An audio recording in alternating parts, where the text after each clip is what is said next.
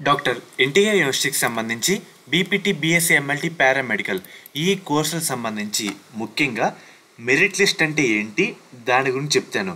మనకి merit list అంటే ఇదివరకు ఎన్సీటీ ప్రకారంగా నర్సింగ్ అడ్మిషన్ జరిపారు. ఇప్పుడు దేన్ని బట్టి మన అడ్మిషన్లు ఉంటాయి? ఇంటర్ మార్కుల ఆధారంగా ఉంటాయి.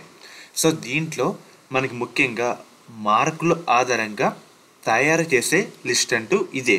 ఈ లిస్ట్లో హయ్యర్ మార్క్స్ ఉన్న వాళ్ళు టాప్లో, తక్కువ మార్క్స్ ఉన్న వాళ్ళు తర్వాత అయితే ఉంటారన్నమాట.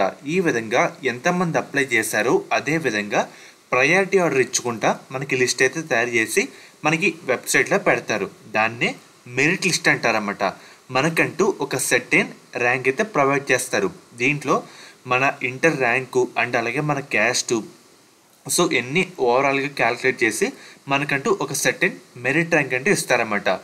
మనకి ముఖ్యంగా కొన్ని సిచ్యువేషన్స్ అయితే ఉంటాయన్నమాట. అంటే సబ్జెక్టుల మార్కులు ఒక్కోసారి కొంతమంది విద్యార్థులకి టై అయితే ఉంటాయి. అంటే మనకి సేమ్ మార్క్స్ వస్తే వాళ్ళ ఏజ్ బట్టి, వాళ్ళ అప్లికేషన్ టైం బట్టి కూడా కొన్ని చోట్ల ఏంటంటే అన్నీ వెరిఫై చేసి సర్టెన్ ఎవరు అటు ఇటు ఇబ్బంది పడకుండా ఒక ర్యాంక్ అంటూ ప్రొవైడ్ చేస్తారు. దీంట్లో మన పేరు, మన ఇంటర్ మనకి గ్రూప్స్లో ఎన్ని మార్కులు వచ్చినాయి, మార్క్స్ ఎంత, క్యాస్ట్ ఎంత, ఎన్ని మనకైతే ఉంటాయన్నమాట. ఉదాహరణగా ఒక ఎక్స్ అనే విద్యార్థికి 95% అండ్ అలాగే వై అనే విద్యార్థికి 90% అనే జెడ్ అనే విద్యార్థికి 89% ఇలా వస్తే ఎక్స్ అనే విద్యార్థికి ఫస్ట్ ర్యాంక్, ఎందుకంటే 95% కదా, దాన్నే మెరిట్ ర్యాంక్ 1 అంటారు. అండ్ అలాగే తర్వాత వై అనే విద్యార్థికి 90% కదా, ఆ విద్యార్థికి ర్యాంక్ వచ్చేసరికి సెకండ్ ర్యాంక్. ఇలాగా ఎవరి మార్క్స్ ఉంటే టాప్లో ఉంటే వాళ్ళకి వచ్చేసరికి మెరిట్ ర్యాంక్ వచ్చేసరికి ఫస్ట్. ఇలాగా ప్రయారిటీ ఆర్డర్ బట్టి ఎంతమంది 9,000 మంది విద్యార్థులు అప్లై చేస్తే వాళ్ళలో ఎవరికి టాప్ ఉంటే వాళ్ళకి ర్యాంక్ అంటూ ప్రొవైడ్ చేస్తారు. ప్రయారిటీ హైయెస్ట్ నుంచి లోయెస్ట్కి అయితే వెళ్తూ ఉంటుందన్నమాట. మన పేరు, మన క్యాస్టు అండ్ అలాగే మన రీజన్ ఏంటి, మనకి ఇంటర్లో ఎన్ని మార్కులు వచ్చినాయి, ఇలాగ టోటల్ డేటా అయితే ఉంటుందన్నమాట. సో ఈ మెరిట్ లిస్ట్ వల్ల మనకి బెనిఫిట్ ఏంటంటే నీకు ఏ కాలేజ్లో సీట్ వస్తుందో మెరిట్ లిస్ట్ మీద ఆధారపడైతే ఉంటుందన్నమాట. హై ర్యాంక్లో ఉంటే టాప్ కాలేజీలు అయితే హై ర్యాంకులు ఉంటే టాప్ కాలేజీలు వచ్చే అవకాశాలు అయితే చాలా అంటే చాలా ఎక్కువ అయితే ఉంటాయన్నమాట. అర్థమవుతుంది కదా.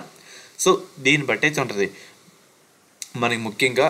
సో మీకు వచ్చిన తర్వాత ఎలా ఉంటుంది, దాన్ని ఎలా చెక్ చేసుకోవాలనేది వేరే వీడియోలో చెప్తాను. ముఖ్యంగా మీకైతే అర్థమైంది కదా. సో మనకి ఈ విధంగా అయితే ఉంటుంది అన్నమాట. మెరిట్ లిస్ట్ వచ్చేసరికి మీకు అయితే తర్వాత వీడియోలో ఎలా ఉంటుందని చెప్తాను.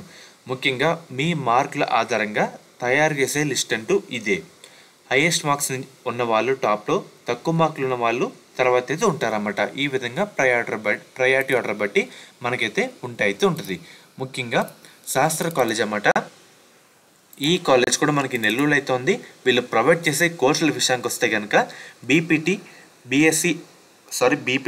బీఫార్మసీ, నర్సింగ్ మనకి గవర్నమెంట్ అందించే 38,000 ఫీజు రియంబర్స్మెంట్ కాకుండా 20,000 కట్టి మనం ఈ కాలేజ్లో జాయిన్ అవ్వచ్చు. ఇన్ కేస్ కన్వీనర్ కోటాలో సీట్ వస్తే, అదే మేనేజ్మెంట్ కోటాలో ఈ కాలేజ్లో నర్సింగ్ కింద 70,000 అండ్ అలాగే బీఫార్మసీ కింద 65,000 అండ్ అలాగే బీపీటీ ఫిజియోథెరపీ కింద 70,000 పర్ ఇయర్ కట్టి జాయిన్ అయితే అవ్వచ్చు.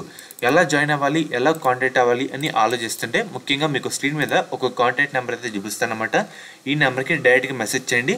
వాళ్ళైతే మీకు ఆన్సర్ అయితే చేయడం జరుగుతుంది. ఏమైనా డౌట్ ఉన్నా క్లారిఫై అయితే చేయడం జరుగుతుంది అన్నమాట.